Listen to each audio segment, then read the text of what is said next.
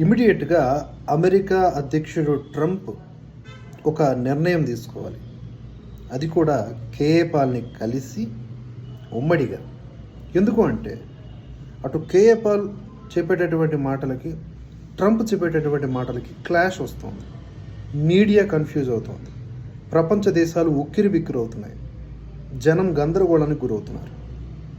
ఈ 6 నెలల్లో 6 యుద్ధాలను ఆపానని చెప్పేసి ట్రంప్ మాట్లాడుతూ ఉంటే, మొన్నటికి మొన్న కేరళ నర్సును కూడా ఉరిశిక్ష నుంచి నేనే కాపాడానని చెప్పేసి యెమెన్లో కేఏ పాల్ గారు చెప్పారు. జెలెన్స్కీతో మాట్లాడడం, పుతిన్తో మాట్లాడడం, యుద్ధాలు ఆపేశానని చెప్పేసి కేఏ పాల్ గారు చెప్పారు. ఇటు ట్రంప్ చెప్తున్నారు, అవసరమైతే పాకిస్తాన్ పోతా, టర్కీ పోతా, నేను ఎవరినైనా సరే ఆపేస్తా అని చెప్తున్నారు కేఏ పాల్ గారు. ఇద్దరు ఒకేలా మాట్లాడుతూ ఉన్నారు. ఇద్దరిలో ఎవరు యుద్ధాలను ఆపుతున్నారు? ఇది నాకు తెలియాలి, తెలిసి తీరాలి.